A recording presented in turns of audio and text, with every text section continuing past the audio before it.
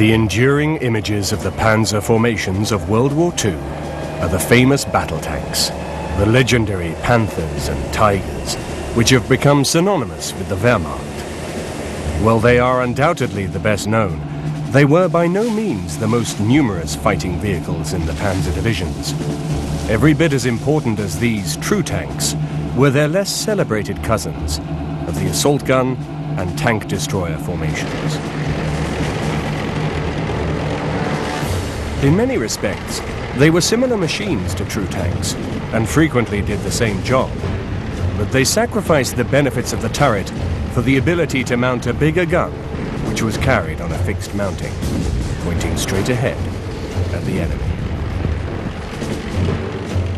In 1944, during the Battle of the Bulge, the Allies captured this powerful monster, the Sturmtiger. The troops who knocked out this giant adversary must have breathed a huge sigh of relief, because this devastating machine was so powerfully armed. It had outgrown mere artillery power and was equipped with a rocket launcher of ferocious attacking force.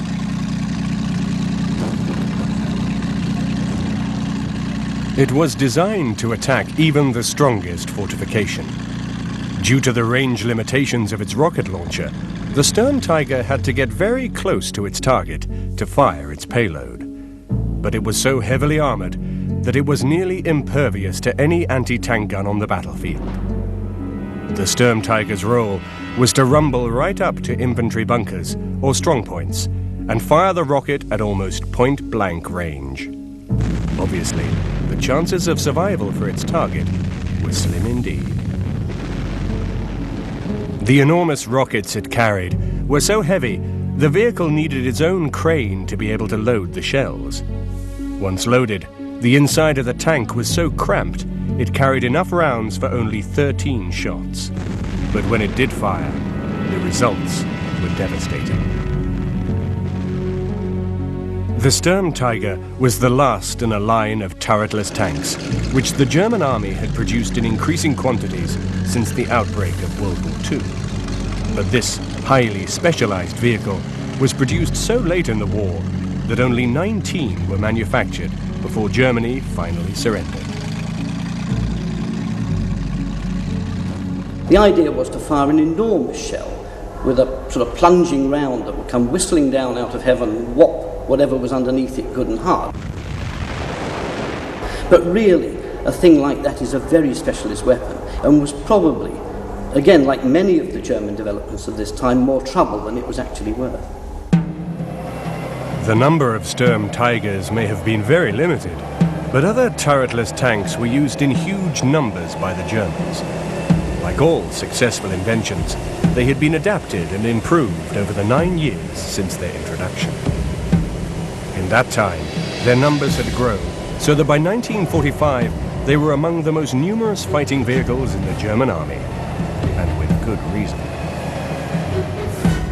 Many German crews didn't like some of their own vehicles, which were too heavy, too slow, difficult to handle, had bad accommodation problems, had too low ammunition storages. You can have lists and lists of this kind of thing. It's almost a Darwinian process, you know, the survival of the fittest, as it were, the survival of the most suitable for the battlefield, the survival of that equipment which is workable and handleable and can be profitably and successfully used by the crews. Unfortunately, the first attempts to produce a specialist tank hunter favored the simple expedient of mounting a 4.7 centimeter anti-tank gun on the chassis of the tiny Panzer I. It was a failure. Although the 4.7 was more effective than the puny 3.7, which originally equipped the Panzer III, it was still feeble compared to the 75mm gun of a Russian T-34. In addition, the open fighting compartment gave only limited protection to the crew. Another problem was the instability of the top-heavy assembly. Frequently, these tank hunters simply toppled over.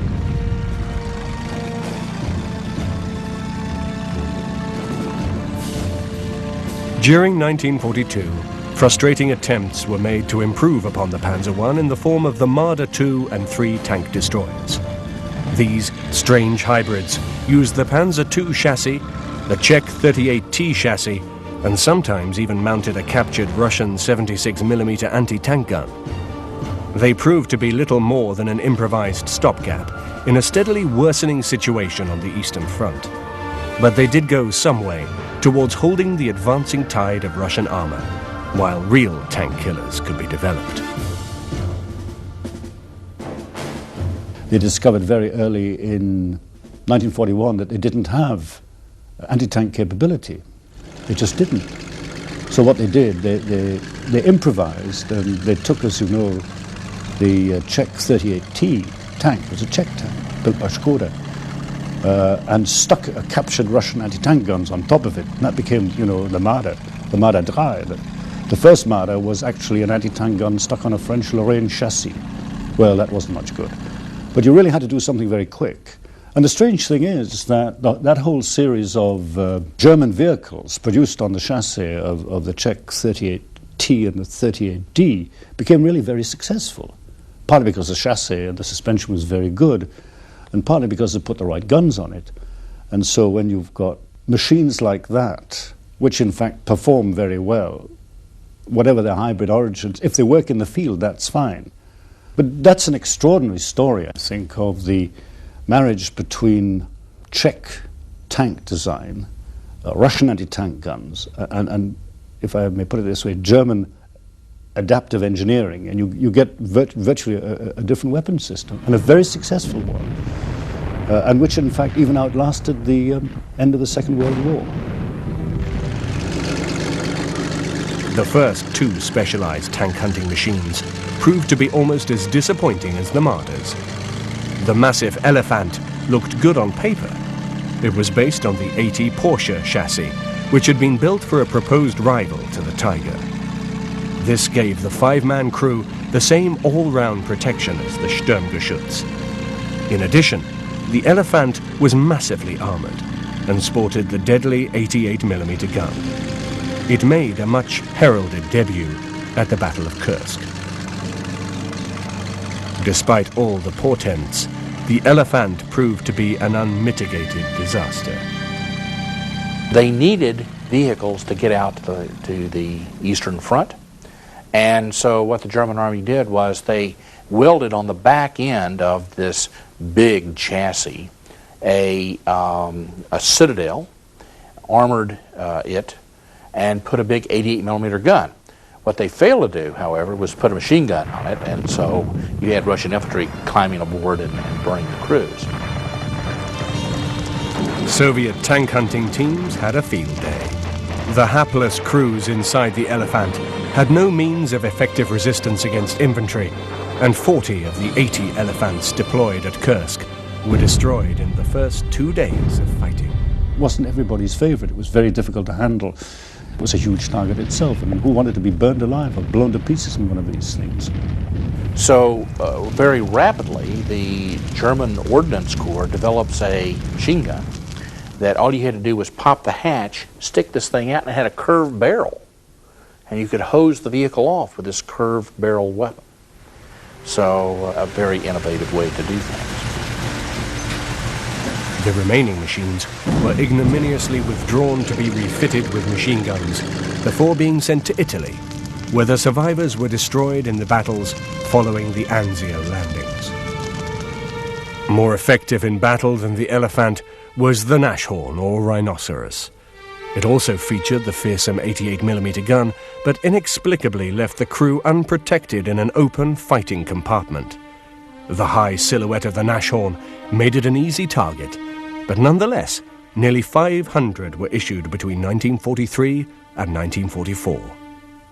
The Nashorn was the chassis of the Panzer IV that they took the turret off of and put not so well armored, but a citadel on the back of that, and they also put an 88mm gun on that. And the idea was, of course, to pick off the Russian tanks at